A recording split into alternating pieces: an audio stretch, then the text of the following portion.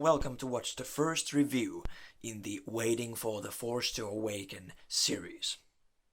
In this series, I'm going to review all 6 films in the Star Wars saga leading up to the Force Awakens, which I'm going to review right after I've seen the film next Wednesday, December 16th. I cannot wait to see that. My preferred viewing order is to watch the original trilogy first and then the prequel trilogy. So that means today I'm going to review, as you already knew from the title of this video, Star Wars. Fuck. Okay, there we go. Okay, so Star Wars. And yeah, I actually watched it from VHS. And before anyone comments, well, why the hell I didn't watch them from the 2006 DVD? I know about them, right? Well, yes, I do. And as a matter of fact, I do own the limited edition 2006 DVD, where there is the original version as a bonus disc. And this was actually the first time I saw the original version of this film. But just for fun, I decided to watch the 1995 DHX digitally mastered version. That was actually the version that was on this DVD, so this limited edition was a big letdown to some fans. So yes, this is sadly the last, still last big official release of the original versions on home video, which is pretty sad. It actually says that in the box, alkuperäisenä Star Wars viimeisen kerran. That's Finnish and means original, Star Wars in its original form one last time. And well, it kind of was. But maybe Disney will fix that in the near future. But let's cut the bullshit and start the actual review. So, Star Wars from 1977. It says Tähtien sota on the bottom there. It's Finnish and means War of Stars. I think better name would have been Tähtisodat, which literally means Star Wars. In 1977, this film took the world by storm. It quickly became one of the highest grossing films ever at the time. This film won multiple Oscars, like Oscar for Best Special Effects and Music. This changed the cinema. It was a very revolutionary film because people hadn't seen anything like this before. Star Wars got a huge fan base that I'm proudly part of, and tons of merchandise. Also, nothing like people had seen before. This is definitely a classic. Star Wars still holds up to this day. Most of the effects are still fairly good. All the designs of the ships and costumes don't look too silly at all. The story isn't anything weird, and yeah, it really is one of the few sci-fi films from 21st century that aren't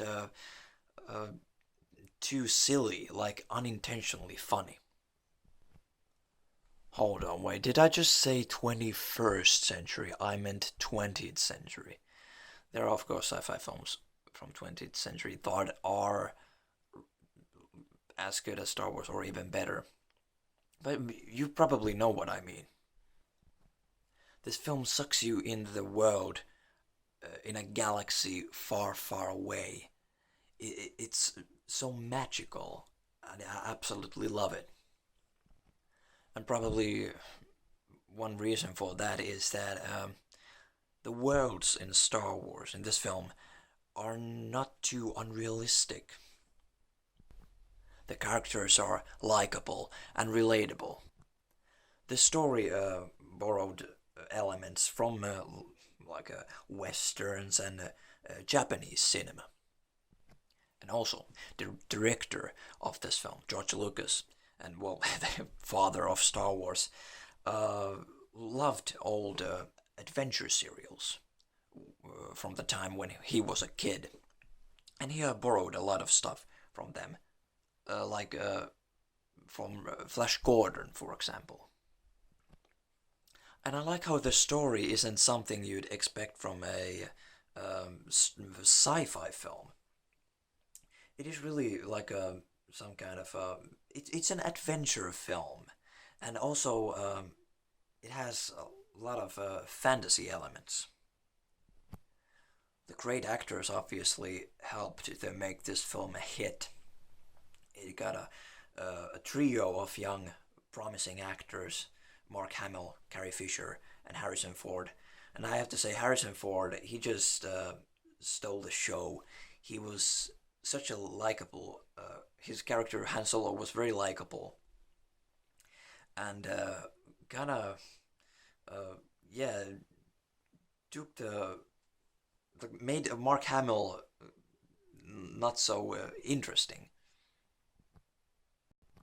Obviously, the problem was that kind of this Mark Hamill's character, Luke Skywalker, like he isn't like in this first movie nothing too special.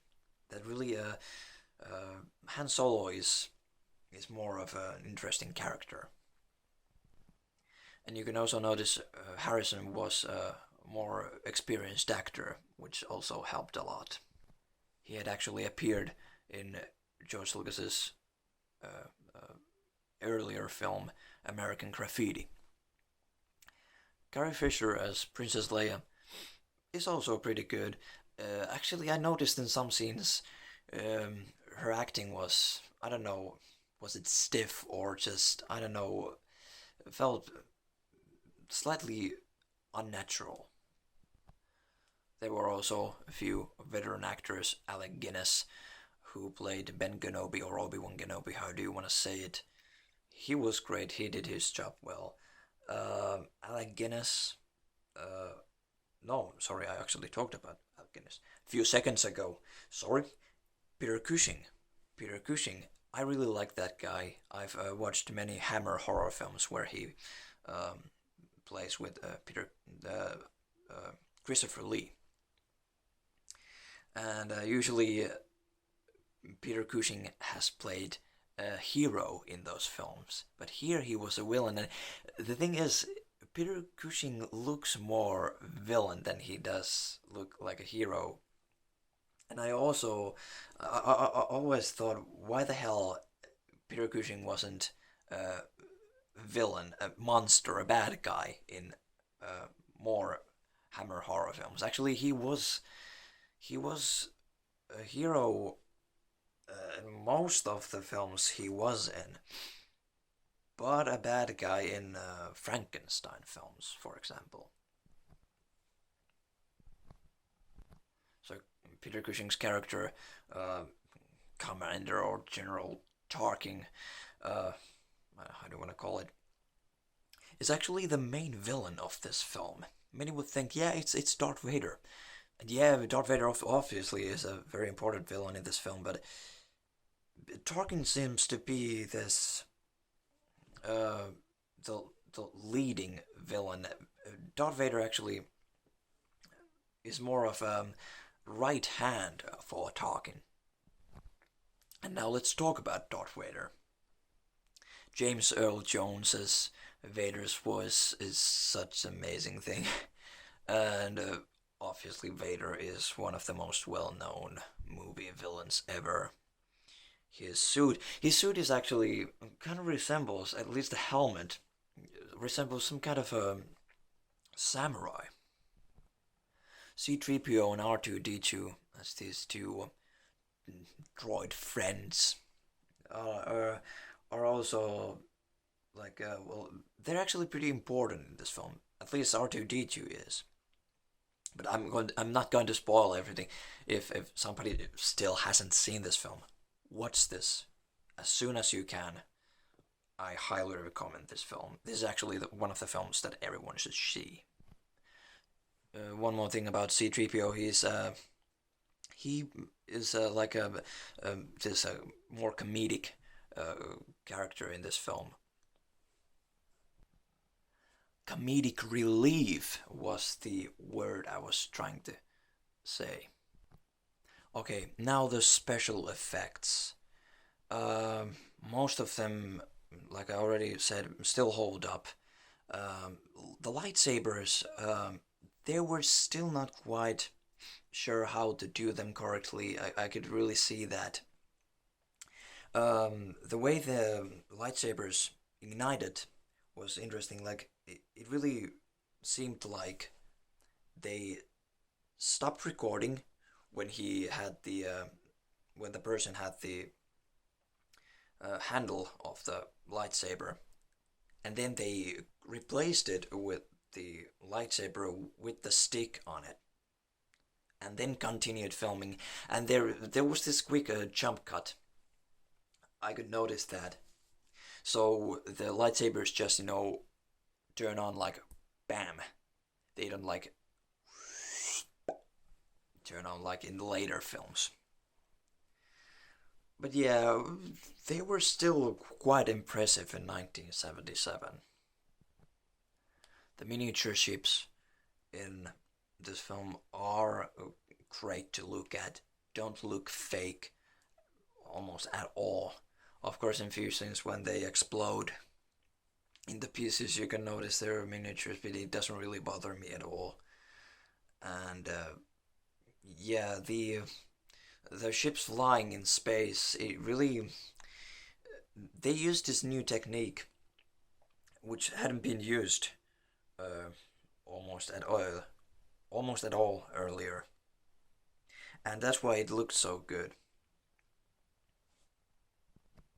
They shot the ships in front of a blue screen and moved the camera around, so the ships felt like they were very agile. So yeah, the explosions are also uh, good looking. I actually like a lot that one explosion when Han shoots that last TIE fighter that attacked the Millennium Falcon. The way it explodes just looks amazing. And actually, that explosion looks better than the Death Star explosion. One explosion looks pretty pretty weak. It's the in the scene where the Death Star blows up Alderaan. That was a bit not so good. Actually, the special edition fixed that. One of the few changes that I actually like in the special editions. But let's not talk about special editions yet. I'll save that for a later date. Most of the aliens appear in the first half of the film. Most of them in the Mos Eisley and Cantina. I'd say the suits are okay. I mean, this was a pretty low budget film, only 10 million or something, or what Lucas said. There was actually an interview of George Lucas in the beginning of this VHS where he talked about the film a little bit. And yeah, it was fairly low budget film. But it's funny because it really looks like a big budget spectacle.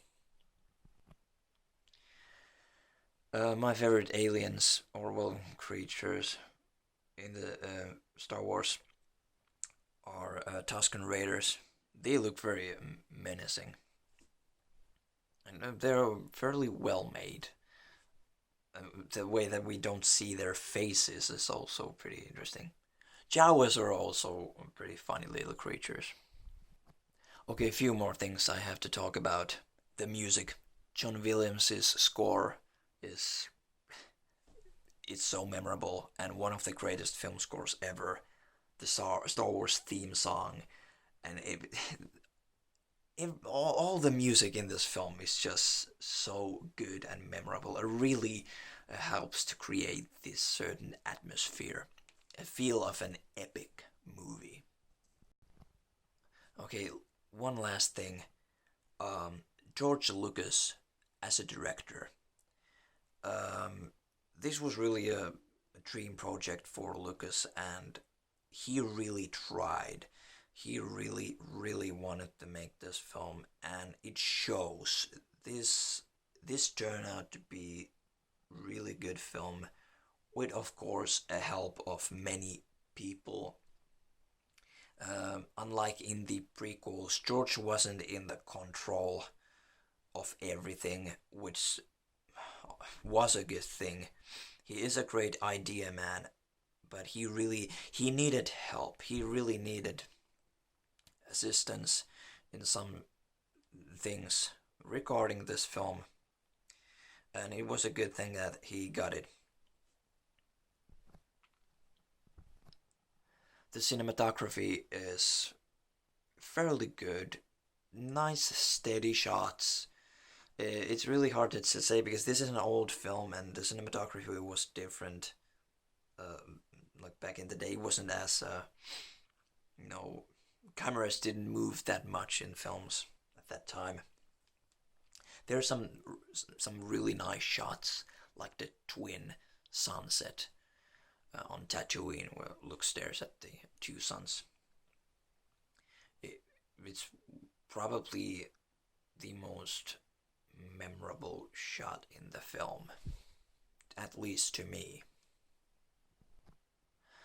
So yeah, this is a entertaining film with good story, good characters, good actors, great music, and really like the special effects, very fast-paced action scenes that really helped this film.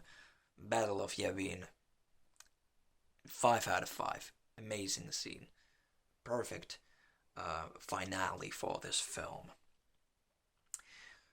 So yeah, I don't really have anything else to say. What hasn't already been said about this film? This was supposed to be a pretty short review, but well, I've been talking almost 20 minutes. I apologize. So yeah, with great teamwork, you can create something amazing. A long time ago in a galaxy far, far away, this happened. Star Wars, a legendary, I'd say masterpiece. 5 out of 5 from me. See you later.